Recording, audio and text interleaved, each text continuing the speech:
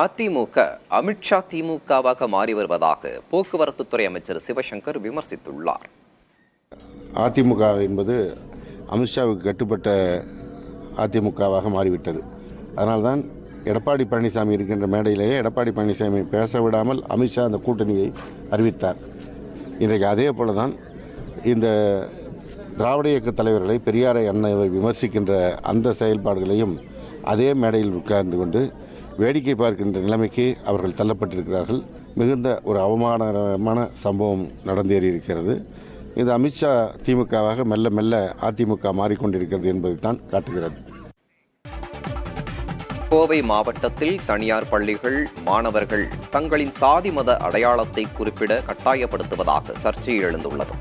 இது தொடர்பாக தமிழ்நாடு திராவிடர் சுயமரியாதை கழகம் சார்பில் கோவை மாவட்ட ஆட்சியரிடம் மனு அளிக்கப்பட்டுள்ளது. அந்த மனுவில் கோவை மாவட்டத்தில் செயல்பட்டு வரும் பெரும்பாலான தனியார் பள்ளிகளில் விவர குறிப்பேட்டில் மாணவர்கள் தங்கள் சாதி மத விவரங்களை குறிப்பிடும்படியான படிவங்கள் இணைக்கப்பட்டுள்ளதாக குற்றம் சாட்டப்பட்டுள்ளது. பாரத ஸ்டேட் வங்கி ஊழியர்கள் அனைவருக்கும் வாரம் 2 முறை யோகா வகுப்பு நடத்தப்பட உள்ளது.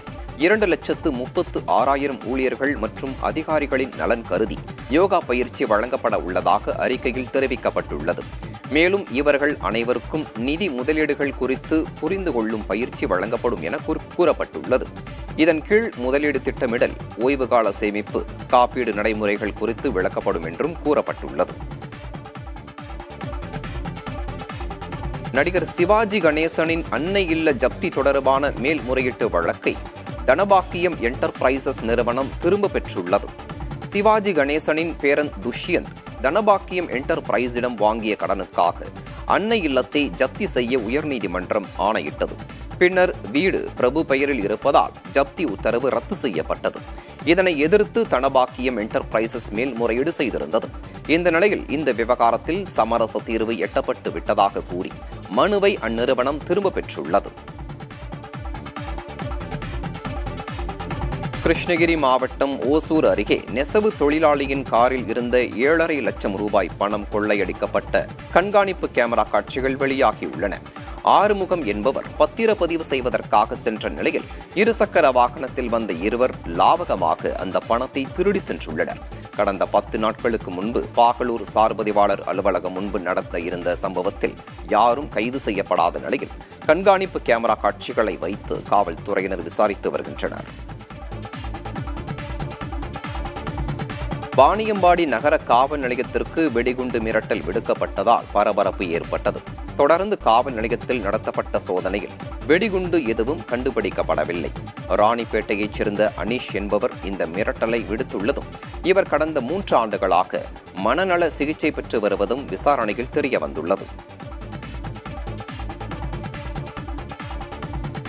விழுப்புரம் மாவட்டத்தில் ஓய்வு பெற்ற அரசு ஊழியர் ஆட்சியரின் கார் முன்பு தலைகீழாக நின்று நூதன போராட்டம் நடத்தியதால் பரபரப்பு ஏற்பட்டது.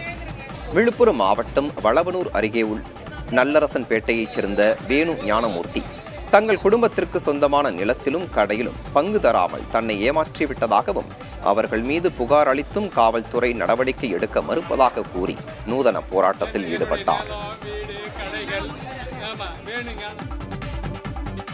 தஞ்சை மாவட்டம் கபிஸ்தலம் அருகே மது அருந்திவிட்டு தகராறு செய்த கணவரை கத்தியால் குத்தி கொலை செய்த மனைவி கைது செய்யப்பட்டார்.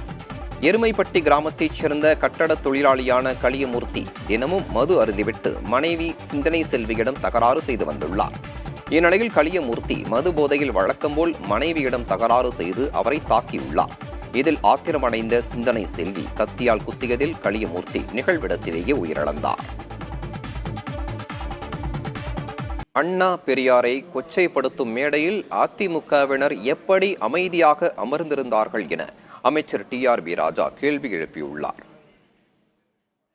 அண்ணா அவர்கள் 28 வயசுல முதல் பேச்சு அவர் மாநாட்டில் பேசும்பொழுது அதில் சொல்லியிருக்கிற அறநிலைத்துறையை விட்டு கொடுக்க கூடாதுன்றது அந்த வரி அதில் இருக்கு. இன்னைக்கு கூட அதை பதிவு போட போகிறோம் பாருங்க.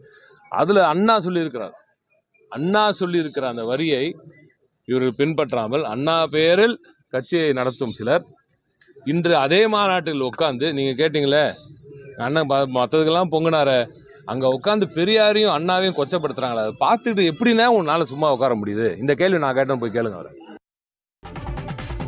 கர்நாடகாவில் மக்களுக்கான திட்டங்கள் செயல்படுத்தப்படாவிட்டால் பதவியை ராஜினாமா செய்து விடுவேன் என ஆளும் கட்சி எம்எல்ஏ மிரட்டல் விடுத்துள்ளார். ஆளும் காங்கிரஸ் கட்சியை சேர்ந்த காக்வாட் தொகுதி எம்எல்ஏ பரம்கவுடா அலகவுடா காக்கே அரசு மீது சில குற்றச்சாட்டுகளை முன்வைத்துள்ளார். தனது தொகுதியில் வளர்ச்சி திட்டங்கள் மேற்கொள்ளப்படுவதில்லை என கூறியுள்ள அவர் மாநில அரசின் ஒட்டுமொத்த நிர்வாகமுமே சீர்குலைந்து விட்டதாக விமர்சித்துள்ளார். ஒடிசாவில் கல்லூரி மாணவி ஒருவர் 10 நபர்களால் கூட்டு பாலியல் வன்கொடுமைக்கு ஆளானதாக வெளியான சம்பவத்தை தேசிய மனித உரிமைகள் ஆணையம் தாமாக முன்வந்து விசாரணைக்கு எடுத்துக் கொண்டுள்ளது. கோபால்பூர் கடற்கரையில் கடந்த 15ஆம் தேதி அப்பெண் தனது நண்பருடன் திருவிழா கொண்டாட்டத்திற்காக சென்றுள்ளார். அப்போது 10 பேர் கொண்ட கும்பல் அந்த பெண்ணை கூட்டு பாலியல் வன்கொடுமை செய்துள்ளது. இதுகுறித்து ஒடிசா தலைமை செயலாளர் காவல்துறை இயக்குநர் 2 வாரங்களில் பதிலளிக்க தேசிய மனித உரிமைகள் ஆணையம் நோட்டீஸ் அனுப்பியுள்ளது. மதுரையில் தினகரன் பத்திரிகை அலுவலகம் எரிக்கப்பட்ட வழக்கில் குற்றவாளியான ஆரோக்கிய பிரபுவின் இடைக்கால ஜாமீன் குறித்து பதிலளிக்க சிபிஐக்கு உச்சநீதிமன்றம் உத்தரவிட்டுள்ளது. இதுகுறித்து வரும் ஜூலை 18ஆம் தேதிக்குள் பதிலளிக்க நோட்டீஸ் பிறப்பித்து நீதிபதி சந்தீப் மேத்தா வழக்கை ஒத்திவைத்தார்.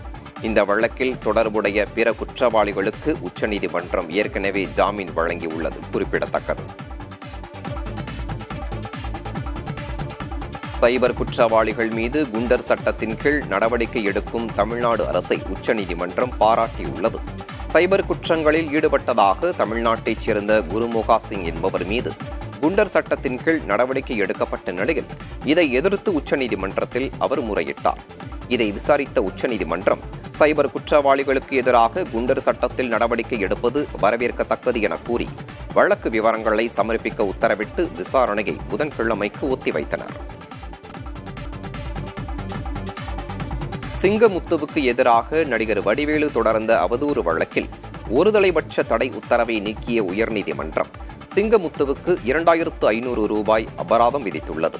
பிரதான சிவில் வழக்கு விசாரணையில் சிங்கமுத்து தரப்பில் பதிலுரை தாக்கல் செய்யாத நிலையில் அவருக்கு எதிராக ஒருதலைபட்ச தடை உத்தரவு பிறப்பிக்கப்பட்டது. இதனை நீக்க கோரிய வழக்கில் தடை உத்தரவை நீக்கிய நீதிபதி குமரேஷ் பாபு சிங்கமுத்து தரப்புக்கு 2500 ரூபாய் அபராதம் விதித்து வடிவேலு தரப்புக்கு செலுத்த ஆணையிட்டார்.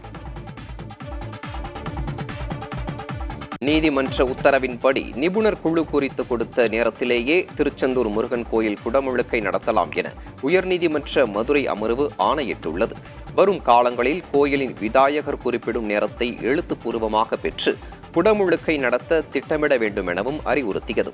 திருச்செந்தூர் முருகன் கோயில் குடமுழுக்கு நேரத்தை மாற்றக் கோரி தாக்கல் செய்யப்பட்ட சீராய்வு மனு மீது இந்த உத்தரவு பிறப்பிக்கப்பட்டுள்ளது.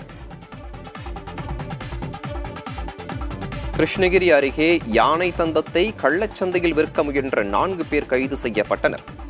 குந்தாரப்பள்ளி அருகே வனத்துறையினர் சோதனையில் நரசிம்மன், நந்தகுமார், பால் அந்தோணிராஜ், நரசிம்மன் ஆகியோர் கர்நாடக மாநிலத்தில் இருந்து யானைகளின் தந்தங்களை கடத்தி வந்து கிருஷ்ணகிரியில் பதுக்கி வைத்து கள்ள சந்தையில் விற்பனை செய்ய முயன்றது தெரியவந்தது. அவர்களிடமிருந்து 2 யானை தந்தங்கள், 3 இருசக்கர வாகனங்களை வனத்துறையினர் பறிமுதல் செய்தனர். வரும் ஜூலை 1ஆம் தேதி முதல் ஸ்விக்கி, ஜொமேட்டோ நிறுவனங்களுக்கு உணவு வழங்கப்படாது என நாமக்கல் தாலுகா ஹோட்டல் உரிமையாளர்கள் சங்கத்தினர் தெரிவித்துள்ளனர். நாமக்கல் தாலுகா ஹோட்டல் உரிமையாளர்கள் சங்க நிர்வாகிகள் கூட்டம் நாமக்கல்லில் நடைபெற்றது.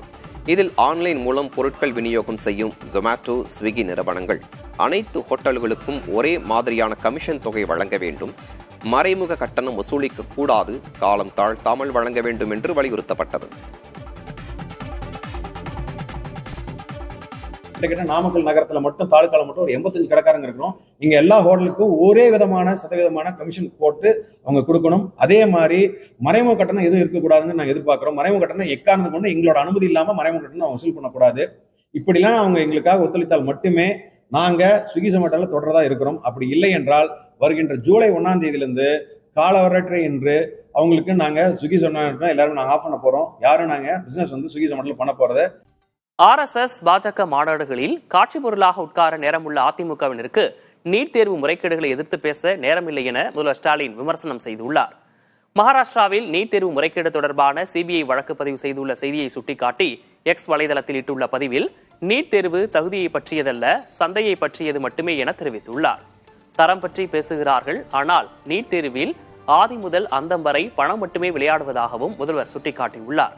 நீட் எனும் தேர்வு முறையே ஒரு மாறல் ஊழல் என குறிப்பிட்டுள்ள முதல்வர், அது போதாதென்று வினாத்தால் தொடங்கி தேர்வரை முடிவுகள் வெளியீடு வரை ஒவ்வொரு நிலையிலும் நிறைந்திருப்பது குளறுபடிகளும் முறைகேடுகளும் தான் என சாடியுள்ளார்.